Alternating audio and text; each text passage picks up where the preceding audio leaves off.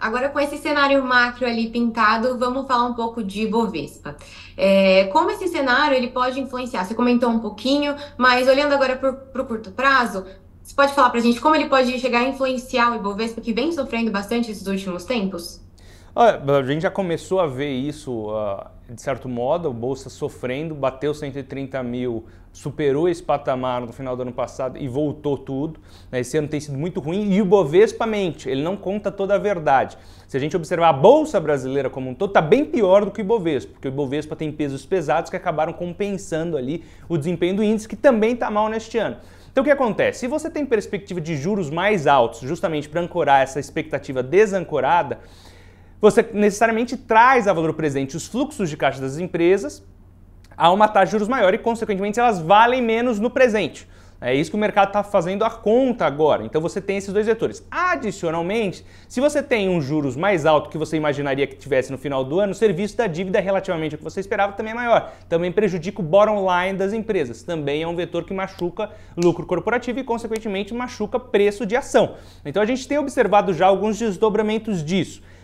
Além do contexto doméstico, da questão monetária, taxa de juros, a gente tem a questão internacional da fuga de capitais, fuga de recursos, de investimento estrangeiro, que tem também sido um vetor muito negativo para a Bolsa. No ano passado foi um ponto super positivo, até agora não cessou, agora deu uma estabilizada, flertou com o início de volta, mas está bem flat na verdade, mas no ano está bem negativo o fluxo gringo para a Bolsa brasileira e quase mais do que compensou qualquer movimento positivo que a gente verificou no ano passado. Em outras palavras, não tem comprador marginal, porque o investidor doméstico, varejo, está machucado, não quer comprar e tem taxa de juros elevada e títulos isentos. O institucional está sofrendo com resgate ainda e precisa vender ativos e não comprar ativos para honrar esses resgates. E o investidor estrangeiro está saindo.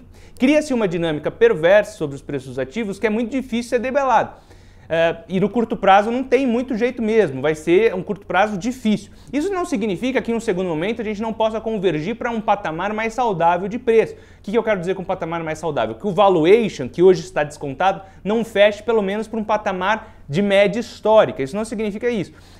Na verdade, eu inclusive acredito que com o processo ser normalizado de queda de juros aqui e lá fora, isso possa vir a acontecer.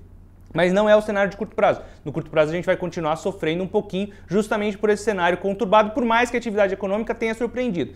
E, inclusive, vale deixar claro que os efeitos da tragédia no Rio Grande do Sul, para além da questão humanitária, que é fundamental que a gente resolva o quanto antes, também tem impacto de inflação e de atividade para o Brasil, porque é um estado muito importante do ponto de vista da riqueza nacional. Então, olhando para frente, vai ter um impacto grande também, algumas estimativas mais arrojadas estimam um impacto negativo para o PIB de até 30 pontos básicos, 0,3 ponto percentual. Isso seria péssimo, né, para o PIB brasileiro. Péssimo, pior ainda, para o PIB do Rio Grande do Sul, né, porque se a gente observar bem, é 6% do PIB do Brasil. Se tem um impacto de 0,3 ponto percentual, imagina qual é o impacto na economia do Rio Grande do Sul. Né? É gigantesco, é muito ruim o que aconteceu.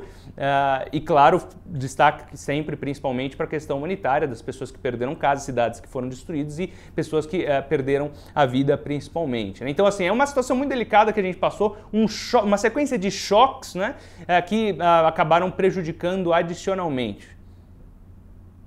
Certo, e você comentou um pouco sobre os gringos, né? A gente viu uma saída gigantesca no começo do ano, ali nos 4 primeiros meses.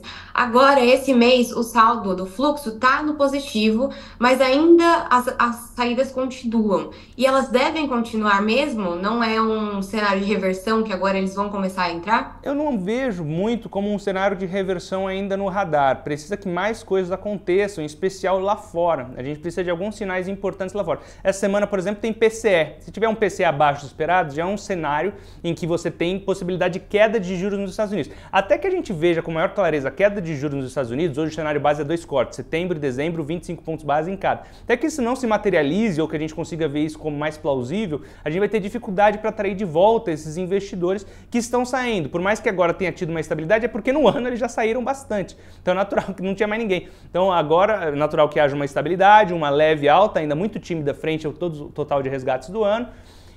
Mas para o segundo momento é difícil a gente ver uma inversão dessa tendência que a gente observou em 2024 até agora. Para que isso aconteça, a gente precisa justamente de perspectiva de corte de juros nos Estados Unidos, que até agora é uma possibilidade para o segundo semestre, bem diferente do que a gente pensava no começo do ano, né? A gente pensava pelo menos 3 cortes.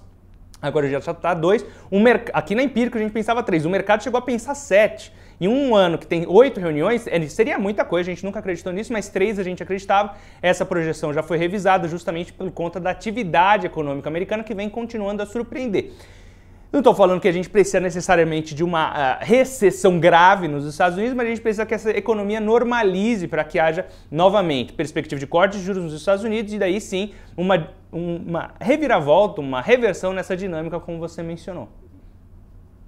Legal. E aí a gente viu também nesse mês o Ibovespa subiu bastante, ele chegou perto dos 129 mil pontos, mas depois perdeu tudo e agora está bem mais próximo dos 120. Existe o risco do Ibovespa perder esses 120 mil pontos? Olha, existe, é um risco que existe, está nos cenários. É o cenário mais provável? Olha, depois de tanto apanhar, eu acho que não. Acredito que não, mas é um cenário que existe. O pessoal precisa entender que são sempre cenários e probabilidades associadas. Ninguém crava nada. Quando crava alguma coisa, primeiro, eu não acredito que sempre crava alguma coisa. Ele tem que ser sempre ponderado nas projeções. Agora, o que pode estar acontecendo é o cenário base. O cenário base hoje, o patamar de 120 mil pontos é um patamar psicológico, né? E para voltar tanto, significa que vai apanhar bastante. A gente está hoje num patamar de 123, 124 mil pontos, a gente está falando de vários mil pontos até 120 mil. Então, acho difícil, é possível, sem dúvida, mas não é o cenário mais provável hoje. É mais provável que fique nesse, entre aspas, reme-reme, como aconteceu na semana passada. Foram sequências de pequenas quedas, daí a gente teve uma quebra nessa sequência de quedas e agora volta a ter a sequência de quedas mais uma vez. Mostra que não tem engajamento da Bolsa. Não é que já foi precificado um cenário mais difícil, mais pessimista. Pode piorar? Pode, mas me parece que a gente fez muito mais um pico de pessimismo no curto prazo do que qualquer outra coisa.